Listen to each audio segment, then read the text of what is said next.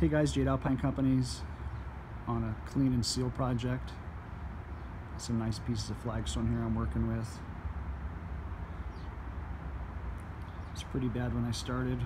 We're going to get everything all to look like this over here.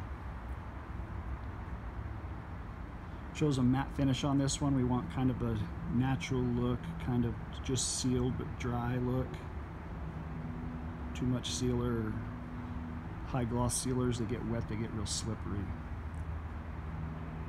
You can follow this project on my website, www.alpinecompanies.com.